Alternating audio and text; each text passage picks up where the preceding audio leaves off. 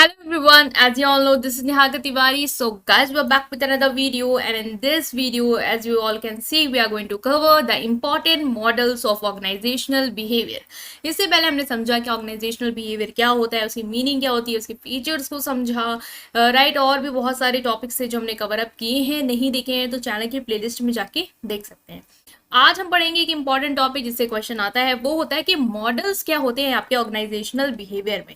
तो इन मॉडल्स का मतलब क्या होता है, क्यों यूज करते हैं और किस तरीके के मॉडल्स होते हैं, वो हम यहाँ पे समझेंगे इन ब्रीफ। राइट गाइस, सो इस वीडियो को लास्ट तक जरूर देखेंगे, अपने फ्रेंड्स के साथ शेयर करेंगे। So without any further delay, let's start this video.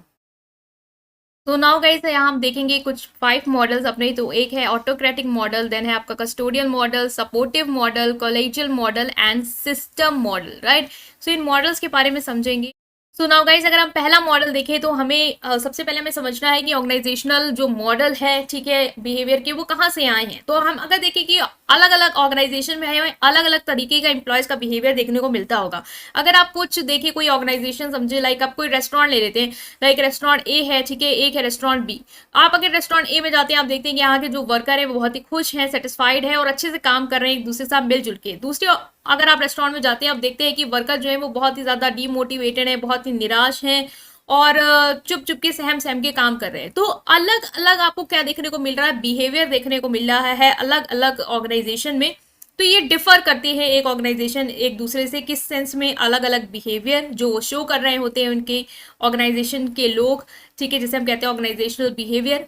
These difference, और ये जो डिफरेंस होते हैं वो क्यों आते हैं, because of the different model of organizational behaviour. मतलब अलग अलग मॉडल्स की वजह से एक ऑर्गेनाइजेशन किस तरह का मॉडल यूज कर रहा है, जिसके बेसिस पे उसके ऑर्गेनाइजेशन के लोग बिहेव कर रहे हैं, उस पर डिपेंड करता है उन लोगों का बिहेवियर कि क्यों ये अलग अलग आ रहा है। और ये मॉडल कहाँ से आते हैं, ये जो थॉट है मॉडल का, ये क्या है, ठीक है, ये हमको यहाँ पे समझना है। The model use depend on the knowledge and skill of manager. जो मॉडल यूज करती है एक ऑर्गेनाइजेशन, वो डिपेंड करता है कि आपके मैनेजर जो हैं, जो वहाँ के ऑर्गेनाइजेशन के हेड जो हैं, उनकी स्किल या नॉलेज कैसी है, उनकी एम्प्लॉय से एक्सपेक्टेशन कैसी है, ठीक है, policies, way of life in organization क्या है, नेचर ऑफ वर्क क्या है।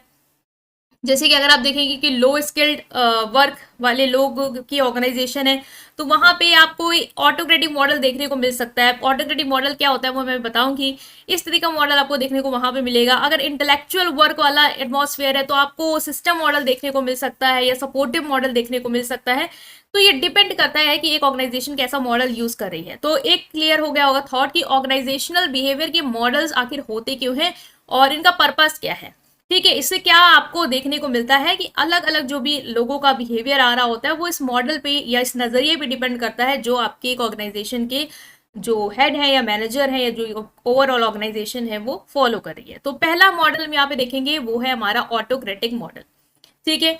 ऑटोक्रेटिक मॉडल, जैसे कि अगर आप ये पिक्चर देखें यहाँ पे, तो यहाँ पे एक कोई बॉस है जो इन 3 एम्प्लॉयज को क्या कर रहा है, डांट के सहमा के रखा हुआ है कि मेरी सुनो और जो मैं कह रहा हूं वो करो, ठीक है। तो ऑटोक्रेटिक मॉडल भी कुछ ऐसा ही है। ये जो मॉडल होता है ना, ये पावर पे डिपेंड करता है, ठीक है। This model depends on power.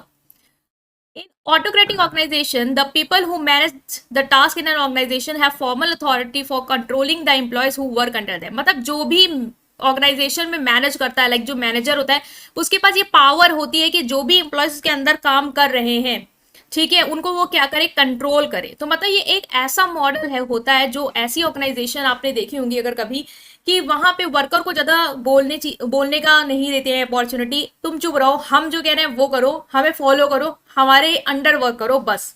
तो ऐसे आपने देखी होंगी ऑर्गेनाइजेशन। तो ये जो ऑर्गेनाइजेशन, जो ऐसी ऑर्गेनाइजेशन होती है ना, जहाँ पे वर्कर को बोलने की अपॉर्चुनिटी नहीं होती है, जो हेड होता है वही सारे डिसीजन लेता है, वही सारे डिसीजन थोपता है इनफैक्ट, तो ये मॉडल होता है ऑटोक्रेटिक मॉडल। अब यहाँ के वर्कर का आप बिहेवियर खुद ही समझ सकते हो कि अगर आपको ऐसी ऑर्गेनाइजेशन में डाल दिया जाए जहां आपसे कुछ ना पूछा जाए, बस आपको काम बताया जाए कि ये करो, अगर आपने कोई राय भी लेती है तो भी आपको चुप करा दिया जाए, तो ऐसा जो होगा ना, वहां पर मोटिवेशन तो एम्प्लॉयज में होगा ही होगा नहीं, है ना। तो इसीलिए हम और भी चीजें यहाँ पे अगर देखें कि these lower level employees have little control over the work function. मतलब इनका अपने काम के ऊपर बहुत ही लिटिल कंट्रोल होता है या तो होता ही नहीं है। इनके जो आइडियाज एंड इनोवेशन है आर नॉट जनरली वेलकम्ड, ऐसी ऑर्गेनाइजेशन में ना तो इम्प्लॉयज के आइडियाज को वेलकम किया जाता है, अगर वो कुछ नया भी बना देते ना तो भी उनको लगता है कि ये क्या तुम बना रहे हो, हम बड़े हैं, हमें ज्यादा पता है, तुम्हें पता है, हटाओ इसको, नहीं फॉलो करना ऐसे। तो इस तरीके का एटीट्यूड होता है ऐसी ऑर्गेनाइजेशन में। तो ऑटोक्रेटिक मॉडल आएगा तो आपको यही लिखना है कि ये जो मॉडल होता है इसमें जो ऑर्गेनाइजेशनल बिहेवियर होता है, ये ऑर्गेनाइजेशनल बिहेवियर मॉडल डिपेंड करता है पावर पे। जो भी पर्सन पावर में होता है वही सारे डिसीजन लेता है, वही सबको कंट्रोल करता है, और जो भी बच्चे बच्चे बता रही हूँ, जो भी इंप्लॉयज जो कंट्रोल में होते हैं ना, उनके पास इतनी पावर नहीं होती है कि वो अपने आइडियाज को रख पाए या अपने टाइप के डिसीजंस ले पाए। उन पे डिसीजन थोपे जाते हैं, ठीक है, और वो फोर्स्ड होते हैं टू ओबे ऑर्डर, कि आपको फोर्सफुली जो है वो ऑर्डर करना होगा। मैनेजर को ही पावर यहाँ पे देखते हैं, जो मतलब कि जिनके पास ज्यादा अथॉरिटी होती है वो लोग ही पावर में होते हैं, और ये स्ट्रिक्टली सुपरवाइज्ड किए जाते हैं एम्प्लॉयज यहाँ पे कि वो कुछ गलत ना करे। तो उनपे स्ट्रिक्ट नजर रखी जाती है, गलत करते तो उन्हें हटा दो, फायर करो, है ना। तो ऐसा होता है ऑटोक्रेटिक मॉडल। तो ये हार्मफुल होता है जॉब सेटिस्फेक्शन और मोटिवेशन। ऑफ कोर्स आपको जॉब सेटिस्फेक्शन मोटिवेशन कहाँ से मिलेगा जब आपकी बातों को ही अहमियत नहीं दे रहे हैं, आपको ही अहमियत नहीं दे रहे, आपको एक मतलब साइड लाइन कर रखा है, तो आपको यहाँ पे बिल्कुल आप सफर करोगे। तो वर्क परफॉर्मेंस भी सफर करती है। ऑर्गेनाइजेशन में begin to face such behaviour problem at the rate, और क्या कैसी प्रॉब्लम, लो मोरल, क्योंकि एम्प्लॉयज तो मोटिवेटेड होंगे नहीं। High rate of labour turnover, क्यों, क्योंकि एम्प्लॉयज को लगेगा कि ये छोड़ो कहीं और काम कर लेंगे। एब्सेंटिज्म दिख सकती है, क्योंकि लोग को इतना आपने मान लो कल डांट दिया, चिल्ला दिया, उनको थोड़ा सा रिस्पेक्ट फील हुआ, वो नहीं आएंगे, एब्सेंट हो जाएंगे, छोड़ो हटाओ, बहुत बर्डन है यहाँ पे, है ना। तो ये कौन सा मॉडल था आपका, ये था आपका ऑटोक्रेटिक मॉडल। अब कोई भी ऑर्गेनाइजेशन जनरली इस मॉडल को फॉलो नहीं करती है, क्योंकि आजकल लोगों के पास अपॉर्चुनिटीज बहुत हैं, वो स्विच कर सकते हैं, लेकिन हमारी कंट्री में इतनी भी अपॉर्चुनिटीज नहीं है। तो कुछ लोग ऐसी ऑर्गेनाइजेशन में सफर भी करते हैं और वो ऐसी ऑर्गेनाइजेशन में काम भी करते हैं, ठीक है। तो ये हमने समझा यहाँ पे ऑटोक्रेटिक मॉडल। नेक्स्ट जो आता है आपका, वो आता है आपका कस्टोडियल मॉडल। कस्टोडियल नाम से अगर आप समझे, कस्टोडियल बोले, कस्टोडियल मॉडल बोले, तो कस्टोडियल मॉडल क्या होता है, यहाँ पे कस्टडी होती है ना, किसी चीज को दे दो, गिरवी रख दो, ठीक है, तो उसी से ही ये डिराइव्ड है कि ये डिपेंड करता है आपका मनी पे या इकोनॉमिक रिसोर्सेज पे। वो डिपेंड करता था आपका पावर पे, ठीक है, ये डिपेंड करता है आपका इकोनॉमिक रिसोर्सेज पे। जब पहले एम्प्लॉयज का इतना एक्सप्लॉयटेशन होता गया ऑटोक्रेटिक मॉडल के अंदर कि उनको बोलने की आज़ादी नहीं थी, चुप रहो, जो हम कह रहे हैं वो काम करो, और अपने डिसीजन नहीं लेना है, तो अपने आइडियाज भी मत दो, है ना। तो फिर देखा गया कि एम्प्लॉयज क्या है, बहुत घुट घुट के जी रहे हैं, अपना काम अच्छे से नहीं कर रहे हैं, एब्सेंट हो रहे हैं, लेबर टर्नओवर बढ़ रहा है, छोड़ छोड़ के जा रहे हैं। तो लगा कि अब क्या ऐसा करें कि एम्प्लॉयज यहाँ पे रुके और हम उनके बारे में सोचें। तो फिर एटीट्यूड थोड़ा चेंज हुआ एम्प्लॉयर का एम्प्लॉयज के लिए, और उन्होंने सोचा कि अब हम एम्प्लॉयर जो एम्प्लॉयज हैं वो हमसे तो नहीं बोलते हैं, बट अपने घर जाके बोलते होंगे, बताते होंगे, सोसाइटी में बताते होंगे, तो हमारा ही नाम क्या हो रहा है, खराब हो रहा है ऑर्गेनाइजेशन का। तो अब हमें उनके बारे में थोड़ा सोचना चाहिए, और इन्होंने सोचा क्या कि अब हम इनको थोड़ा सिक्योरिटी देंगे। सिक्योरिटी इन द सेंस की इकोनॉमिक रिसोर्सेज हम प्रोवाइड करेंगे through wages, other benefit like will create employ loyalty and motivation, और बाकी बेनिफिट देंगे जिससे एम्प्लॉयज होगा ना वो ऑर्गेनाइजेशन के टूवर्ड, भले ही वो मैनेजर मैनेजर छोड़ो, उसके लिए तो मैनेजर मैनेजर को तो सह लेगा, वो ऑर्गेनाइजेशन के लिए थोड़ा लॉयल मोटिवेशन हो जाएगा उसके अंदर, क्योंकि उसको लगेगा कि ये ऑर्गेनाइजेशन मुझे सही वेज दे रही है, सही सैलरी दे रही है, मुझे और भी बेनिफिट दे रही है, जैसे कि कार बेनिफिट दे रही है, मुझे हेल्थ बेनिफिट दे रही है, ठीक है, फाइनेंशियल पैकेजिंग ऑफ सैलरी, अच्छा खासा सैलरी अमाउंट मिल रहा है। तो वो सोचेगी कि ये सब चीजें मुझे मिल रही हैं, ये सारी फैसिलिटीज मुझे दे रही है ऑर्गेनाइजेशन, दे रही है ना, मैनेजर नहीं दे रहा है मुझे, ऑर्गेनाइजेशन दे रही है, जिसके अंदर वो मैनेजर भी काम कर रहा होगा। तो हमें उस ऑर्गेनाइजेशन के लिए अच्छा करना है, हमें एक अच्छे से वर्क करना है, ठीक है। But in this model the employ won't work as a team, less sharing than other, because every one will depend on his self to get more benefit than other. Yes, एक मतलब D merit जो आपको custodian model में बाद में employees दिखा employer को, वो ये लगा कि चलो हमने इनको बेनिफिट दे दिया, हम इनको पैसे दे रहे हैं, हम इनको बहुत सारी फैसिलिटीज दे रहे हैं, कार फैसिलिटीज दे रहे हैं, हेल्थ इंश्योरेंस दे रहे हैं, ठीक है, फैमिली इंश्योरेंस दे रहे हैं, सब कुछ दे रहे हैं। फिर उनको लगा कि यार ये सब तो ठीक है, लेकिन यहाँ पे ये लोग टीम की तरह काम नहीं कर रहे, लोग कॉम्पिटिशन कर रहे हैं कि मेरी परफॉर्मेंस अच्छी हो जाए तो मुझे बोनस मिल जाए, मेरा प्रमोशन हो जाए, मुझे ज्यादा बेनिफिट मिलेंगे, मैं नजरों में आ जाऊंगा। तो काम साथ में नहीं हो रहा है, बल्कि एक राइवलरी जो है वो क्रिएट हो रही है एक ऑर्गेनाइजेशन में। तो इस जो मॉडल का डीमेरिट है वो कुछ यही निकल के आने लग गया कि ये सारी चीजें हो रही हैं। Employ organization reliance reduce personal dependence on boss. Boss पे तो वो नहीं डिपेंड हो रहे थे क्योंकि वो वर्क कर रहे थे ऑर्गेनाइजेशन के लिए, उन्हें पता था ऑर्गेनाइजेशन से उन्हें फायदे मिले, तो ऑर्गेनाइजेशन के लिए अच्छा काम करना है। Employing this model feel satisfied when working and performance level is little higher than autocratic. Autocratic की कंपैरिजन यहाँ पे परफॉर्मेंस लेवल हायर था क्योंकि यस आपको बोलने का मौका मिल रहा है, बोलने का इतना मौका नहीं भी मिल रहा तो आपको इतनी फैसिलिटीज मिल रही ना कि चुपचाप काम करो, और इसीलिए बहुत सारे लोग भी ना इस मॉडल के अंदर काम करने लग जाते हैं और जॉब छोड़ते नहीं क्योंकि उनको लगता है हमें बेनिफिट बहुत मिल रहा है, भले हमें ज्यादा अहमियत ना दे रहे हो लेकिन बेनिफिट दे रहे हैं तो हम अच्छा से मतलब काम कर सकते हैं। तो ये था आपका कौन सा मॉडल, ये था आपका कस्टोडियल मॉडल।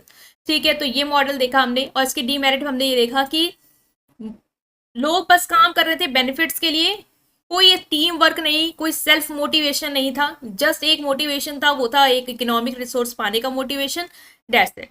ठीक है, तो ये था कस्टोडियल मॉडल। नेक्स्ट आता है आपका सपोर्टिव मॉडल। सपोर्टिव मॉडल का नाम आपको बता रहा है क्या, सपोर्टिव, मतलब कि यहाँ पे लोगों को सपोर्ट करना है। उस मॉडल में हमने देखा ऑटोक्रेटिक के बाद जो कस्टोडियल था, एक ही कमी जो हमने बहुत हाईलाइट होके आई वो ये थी कि यहाँ के लोग टीम की तरह काम नहीं कर रहे थे, एक दूसरे की राइवली बन के काम कर रहे थे कि हम अच्छा करेंगे तो हमें बेनिफिट ज्यादा मिल जाएगा। ठीक है, तो ये मॉडल किस पे डिपेंड करता है, ये डिपेंड करता है आपका लीडरशिप पे कि आपको कैसी लीडरशिप मिल रही है एक ऑर्गेनाइजेशन में, उस एम्प्लॉयज को कैसे गाइडेंस मिल रही है, उसके ऊपर उनके बिहेवियर डिपेंड करता है। उनको अच्छी गाइडेंस मिल रही, उनको अच्छी लीडरशिप मिल रही तो वहां के लोग सेटिस्फाइड होंगे, अच्छे से काम करेंगे गाइडेंस के अंदर, और गाइडेंस के अंदर चलेंगे तो अपने ऑब्जेक्टिव को पूरा कर पाएंगे और सेल्फ सेटिस्फाइड फील करेंगे और एक टीम की तरह काम करेंगे। ठीक है, तो ये है model. It is not based upon control and authority, जो कि आपका ऑटोक्रेटिक मॉडल बेस्ड था, या इंसेंटिव्स पे बेस्ड नहीं है जो कि आपका कस्टोडियल मॉडल बेस्ड था, but instead tries to motivate staff through manager employ relationship and how employees are treated on day to day basis. लेकिन ये किस पे बेस्ड है कि जो मैनेजर है, ठीक है, जो लीडरशिप देगा और जो एम्प्लॉय है इनके बीच में रिलेशनशिप कैसा है इस पे डिपेंड करता है। ठीक है, for managers support their employees by encouraging and supporting them to perform better job, get along with each other as well as developing their skill। यहाँ पे जो मैनेजर होता है वो लीडर की तरह काम करता है, जो एम्प्लॉयज होते हैं उनको इंकरेज करता है टाइम टू टाइम कि तुम अच्छा करो और अच्छे से अपना परफॉर्मेंस इंप्रूव करो, उनको सपोर्ट करता है। तो ये सारी चीजें आपको यहाँ पे देखने को मिलती हैं।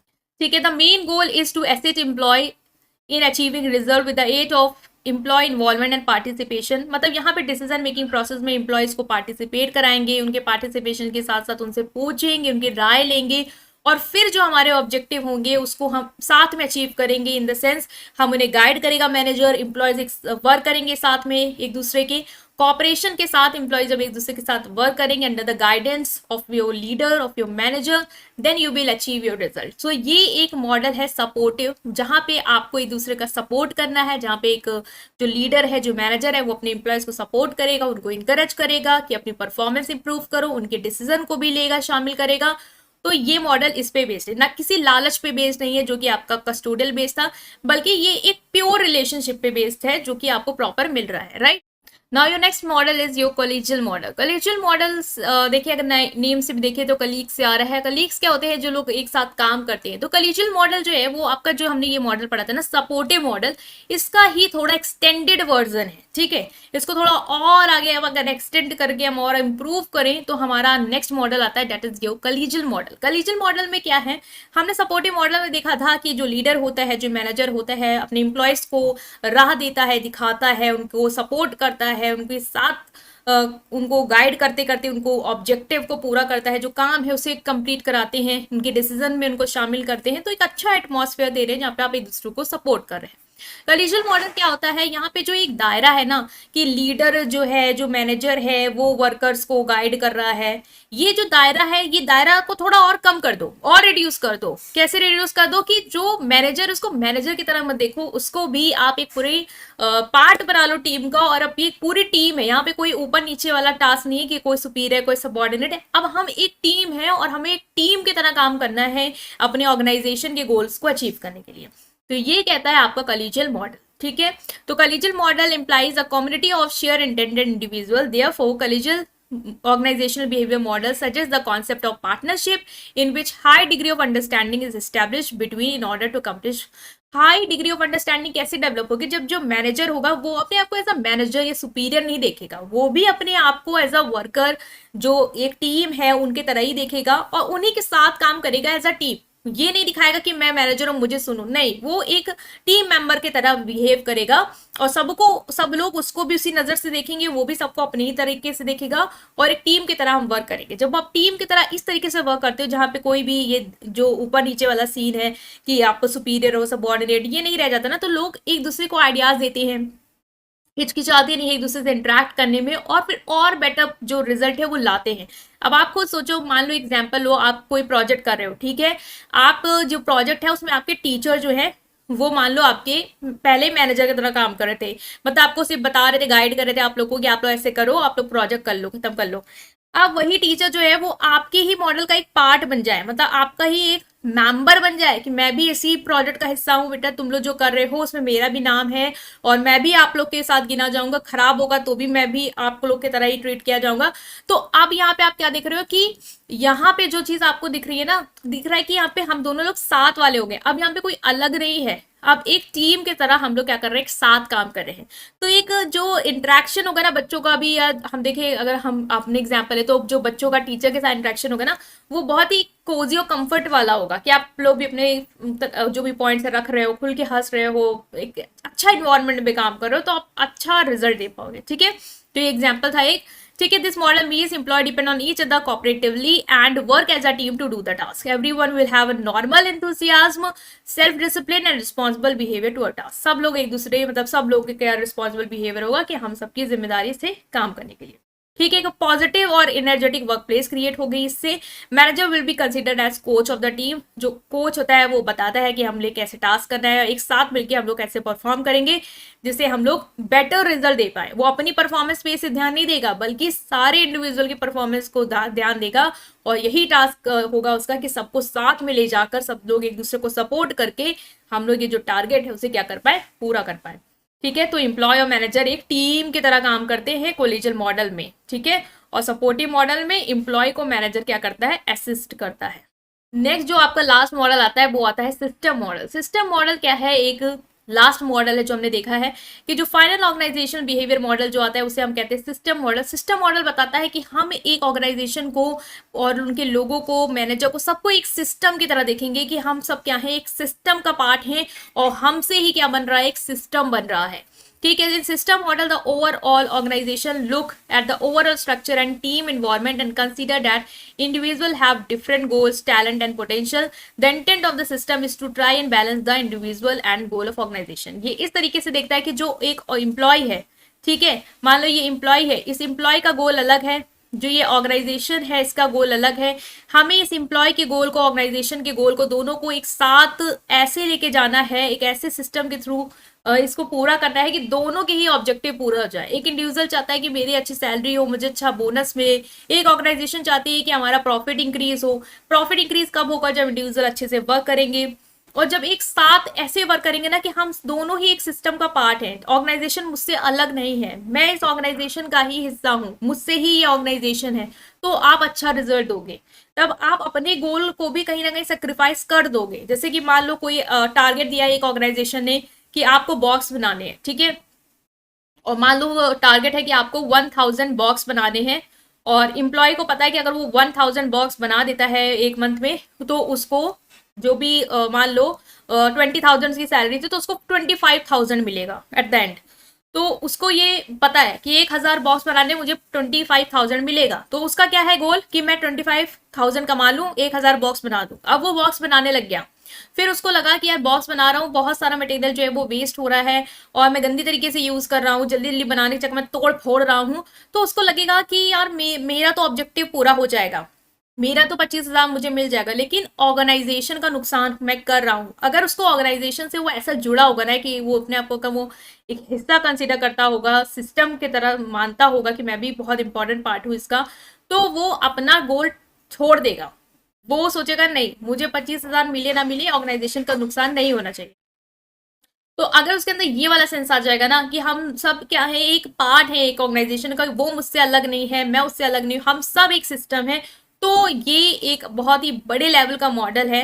मतलब कि ये वाली जो फीलिंग होती है ना, ये बहुत ही कम लोगों में आती है कि वो अपने गोल को भी पूरा करते हैं, ऑर्गेनाइजेशन गोल को भी पूरा करते हैं, साथ में लेके जाते हैं, और अपना छोड़ना भी पड़ता है ना, तो अपना छोड़ देते हैं for the sake of your organization. तो ये वाला मॉडल जो है वो बहुत ही अच्छा मॉडल है। ठीक है, organization behaviour model based on trust, ये ट्रस्ट पे बेस्ड है, आपको भरोसा होना चाहिए एक दूसरे पे, ऑर्गेनाइजेशन को अपने एम्प्लॉयज पे, एम्प्लॉयज को ऑर्गेनाइजेशन पे होना चाहिए कि मैं अगर इसके लिए इतनी बड़ी कुर्बानी दे रहा हूँ तो ये मेरे साथ गलत नहीं करेंगे, ये भी मुझे उसका रिटर्न देंगे। तो वो होना चाहिए, सेल्फ मोटिवेशन होना चाहिए, आपको कोई मोटिवेट ना करे आके कि कोच आके मोटिवेट कर रहा है या लीडर मोटिवेट कर रहा है, आप खुद मोटिवेटेड हो। यहाँ के एम्प्लॉयज, उनको खुद पता है, उनको खुद इतना ऑर्गेनाइजेशन से लगाव है कि हम चाहते हैं कि हमारी ऑर्गेनाइजेशन प्रोग्रेस करे, हम रिजल्ट अचीव करें, हम मार्केट में नाम हो। तो आप खुद सेल्फ मोटिवेटेड होगे और खुद अच्छा काम करोगे। ठीक है, परफॉर्मेंस रिजल्ट यहाँ पे ज्यादा होता है क्योंकि इंप्लॉयज कमिटेड होते हैं अपने टास्क को करने में और ऑर्गेनाइजेशन गोल को पूरा करने में। तो आप यहाँ पे कहना एक बड़े लेवल का मॉडल है ये, बहुत ही सेंस ऐसा वाला होता है ना जहाँ पे लोग इस सेंस को लेते भी नहीं है कि हम अपने को छोड़ के एक ऑर्गेनाइजेशन को ध्यान दें। जब आपका ये वाला सेंस आ जाता है, और जो मैनेजर होता है उसको भी थोड़ा इमोशनल सेंस आ जाता है कि वो वर्कर को वर्कर की तरह नहीं देखता है, वो इमोशनली उनसे अटैच हो जाता है, उनकी फीलिंग को समझता है, उनको इमोशनली सपोर्ट करता है। जब ये वाला एक लेवल आता है जो कि बहुत ही हाई लेवल अचीवमेंट होती है, ये मॉडल है आपका सिस्टम मॉडल। तो अब एक सिस्टम की तरह वर्क करना होगा यहाँ पे। ठीक है, तो हमने ये देखे क्या कुछ मॉडल्स आपके देखे यहाँ पे, आई होप कि समझ में आया होगा कौन सा क्या मॉडल है। तो आप इसको देख सकते हैं, आपको कंटेंट चाहिए तो आप वेबसाइट का लिंक है डिस्क्रिप्शन में, इस कंटेंट का आप देख सकते हैं और उसको रीड आउट कर लेंगे एक बार फिर से। ठीक है, तो यहाँ पे हमने डिस्कस किया, आई होप कि समझ में आया होगा। स्टिल कोई भी डाउट है कमेंट सेक्शन में पूछ सकते हैं, और वीडियो पसंद आई है देन आपको इसको लाइक करना है, चैनल को सब्सक्राइब करना है। Thank you.